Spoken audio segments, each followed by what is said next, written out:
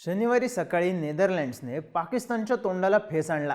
World कपची पहिलीच match घासून झाली, जरा नाही अगदी प्रचंड घासून झाली। एक सुटलेला कॅच आणि शेवटच्या ओव्हरमध्ये जाऊन पाकिस्तान जिंकलं। खोटा कशाला बोला, तेव्हा पाकिस्तानची मजबूत मापं काढली। पण संध्याकाळी तशीच परिस्थिती टीम इंडियाची होईल का असं वाटलं होतं, कारण 77 वर 6 विकेट गेल्या होत्या।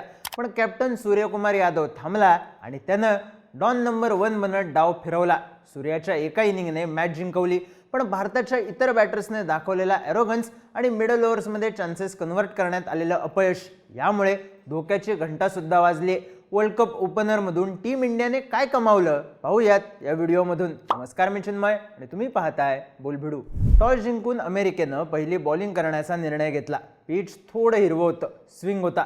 टीम इंडियाला मोठा स्कोर करायचा आयता चान्स मिळालेला। पहिला फेस ऑफ हा अमेरिकेचे पेसर्स आणि भारताची ओपनिंग पेअर असा होता।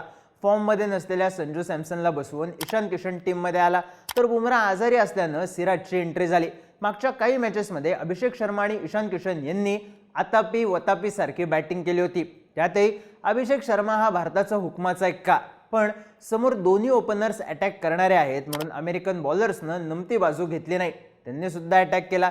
पहिल्या काही बॉलमध्ये चान्सेस तयार केले आणि अटॅकने उत्तर देताना टीम इंडिया गणली। अभिषेक शर्माला टप्प्यात बॉल आला होता, त्याने उचलला, पण थोडंसं एलिव्हेशन कमी पडलं आणि बाउंड्री लाईनला सहज कॅच गेला। अभिषेक शर्मा गोल्डन डकवर आउट झाला। ईशानने 6 मारून सुरुवात केली, तिलकने 6-4 खेचले। 5 ओव्हर 44 वर 1 हा चांगला स्कोर होता। इथून 200+ तर सहज होता। पण त्यानंतर काय झालं तर 6व्या ओव्हरमध्ये 2 रन्स आले आणि 3 विकेट्स गेल्या। ईशान, तिलक आणि दुबे दोन्ही सेट बॅटर्स एका ओव्हरमध्ये गेले। हिटर असलेला दुबे गेला। 6 ओव्हर 46 वर 4 असा स्कोर झाला। त्यानंतर पुढच्या 3 ओव्हर्स एकही बाउंड्री आली नाही, इतकं प्रेशर या एका ओव्हरने तयार केलं होतं। हे प्रेशर रिलीज करायचा प्रयत्न सूर्यकुमारने केला।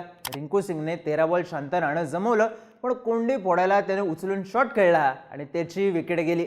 हार्दिक पांड्या एक 4 मारून मोठा शॉट मारायच्या नादात आउट झाला आणि 13 ओव्हर्स नंतर टीम इंडियाचा स्कोर होता 6 आउट 77। होम ग्राउंडवर USA टीम समोर ही अवस्था होती। आता ही अवस्था कशामुळे झाली तर उत्तर आहे एरोगन्स। मागच्या काही T20 मध्ये टीम इंडिया ॲग्रेसिव्ह अप्रोचमध्ये खेळते ही गोष्ट वारंवार दिसून आली। तोच अप्रोच टीम इंडियाने USA विरुद्ध सुद्धा ठेवला। यात काही चुकीचं होतं का तर नाही, पण हा अप्रोच ईशान, अभिषेकसाठी परफेक्ट होता। या दोघांच्या विकेट गेल्यावर स्कोर बघून तिलक वर्माने सबुरीने घेणं गरजेचं होतं। त्यानं चांगला बूस्ट दिलाही होता, पण आणखी ओढायच्या नादात त्याची विकेट गेली। शिवम दुबेने पहिला बॉल अर्धवट पूल मारायचा प्रयत्न केला। शेवटच्या क्षणी त्याला शॉट खेळायचा नव्हता, पण तोवर बराच उशीर झालेला। दुबेलाही घाईच नडली। हीच गोष्ट रिंकूने केली आणि हीच गोष्ट हार्दिकने सुद्धा केली। जर तुम्ही पुढ्यात बॉल टाकला, गुडलेनचा टप्पा पकडला तर आम्ही मारणार, यावर हे प्लेयर्स ठाम राहिले आणि हाच ॲरोगन्स विकेट्स देऊन गेला। जिथं 200 सहज वाटत होता तिथं 100 करताना पाकपूक झाल्याची परिस्थिती होती। पण मॅचचा पहिला टर्निंग पॉईंट होता सूर्यकुमार यादव आणि अक्षर पटेलची पार्टनरशिप। या दोघांनी 7व्या विकेटसाठी 41 रन्स जोडले। यात अटॅक करायची जबाबदारी सूर्याने घेतली आहे हे बघून अक्षर पटेलने थोडी निवांत बॅटिंग केली। खराब बॉलची वाट बघत बसला। जेव्हा लेन चुकली, बॉल पट्ट्यात आला, तेव्हाही रिस्क न घेता लेट कट्स खेळले, रन सोडत राहिला। पण 23 मिनिटं थंड डोक्याने खेळलेल्या अक्षर पटेलचा संयम सुटला आणि तो सुद्धा बाउंड्री लाईनवर कॅच देऊनच आउट झाला। पण तोवर सूर्या 47 रन्सवर पोहोचलेला। सूर्याची बॅटिंग हीच मॅचचा दुसरा टर्निंग पॉईंट।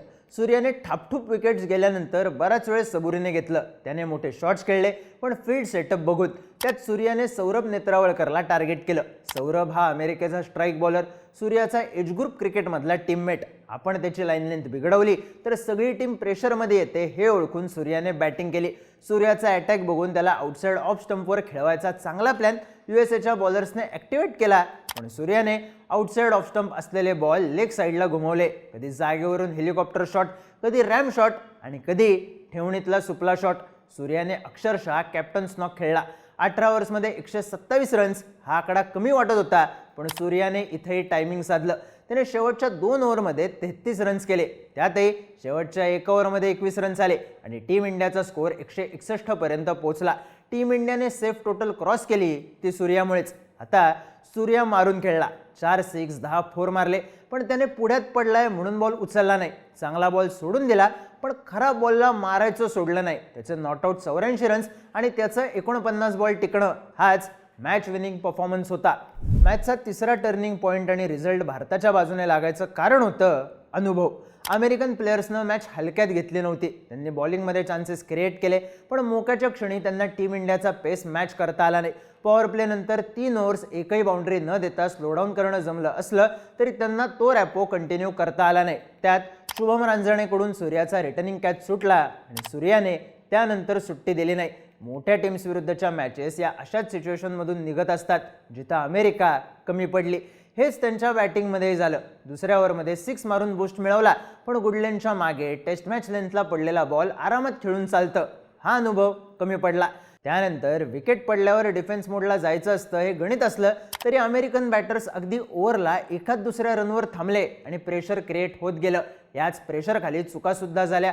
एकामागोमाग एक विकेट्स टीम इंडियाच्या पण गेल्या होत्या. सूर्य आणि अक्षरने सुद्धा बराच वेळ शांत घालवलेला. त्यांना माहीत होतं रन्स येतील कारण चुका होतील. सूर्याला थांबण्याचा फायदा अगदी शेवटच्या 2 ओव्हर्समध्ये मिळाला, पण अमेरिकन बॅटर्स प्रत्येक बॉलला रन मिळवायची धडपड करायला लागले. त्यातून रनआउटचे चान्स तयार झाले. काही चान्स हुकले, पण त्यांनी जास्तीचं प्रेशर तयार केलं. रिक्वायर्ड रन रेट 11च्या पलीकडे गेल्यावर हे प्रेशर मल्टिप्लाय झालं आणि प्रेशर वाढल्यानं अमेरिका आणि विजय यांच्यातलं अंतर वाढत गेलं. तरी पण चौथ्या विकेटसाठी संजय कृष्णमूर्ती आणि मिलिंद कुमार यांनी 58 रन्सची पार्टनरशिप केली. हार्दिकच्या ओव्हरला 14 रन्स आले. त्यानंतर वरुणला संजयने 4 ओढली होती. रन्स यायला सुरुवात झाली होती, पण क्रीज सोडून पुढे आलेला मिलिंद चुकला. रन्स आले पाहिजेत, मोठे शॉट आलेच पाहिजेत ही घाई घोळ करणारी होती. संजयच्या विकेटनंतरही कायम राहिली आणि यूएसएला 132 रन्सच करता आले. टीम इंडियाच्या पेसर्सने सुरुवातीला तिखट मारा केला होता, पण त्यानंतर मिडल ओव्हर्समध्ये स्पिनर्सने चान्सेस तयार करूनही त्यांना विकेट्स काढता आल्या नाहीत. यूएसए स्टेडी राहिली म्हणून प्रेशर तयार झालं नाही, पण त्यांनी मोठे शॉट्स खेळले असते, रन्स आले असते तर टीम इंडियाचा विषय सहज गणला असता. त्यामुळे अटॅकिंग अप्रोच कायम ठेवला असला तरी सूर्या टिकला नसता तर कार्यक्रम नक्की होता. 2 विकेट गेल्यावर तिलक वर्मा अँकर करणार की मारून खेळणं कंटिन्यू करणार हा प्रश्न आहे. आणि स्पिनर्सने विकेट खोलल्या नाहीत, बॉलर्सने ऑल आउट काढले नाहीत तर कव्हर करणं अवघड जाणार हे सुद्धा नक्की आहे. म्हणूनच म्हणलं धोक्याची घंटा वाजली. जाता जाता दुखापत होऊन सुद्धा प्रयत्न करणाऱ्या 22 बॉल 37 रन्सची इनिंग खेळणाऱ्या शुभम रांजणेचं कौतुक. टीम इंडियानं चुका सुधारून 1 साइड मॅच उडाव्यात ही इच्छा आणि वर्ल्ड कप बद्दलचे इंटरेस्टिंग व्हिडिओज बघण्यासाठी बोल व्हिडिओच्या YouTube चॅनलला सबस्क्राईब करायची तुम्हाला आठवण.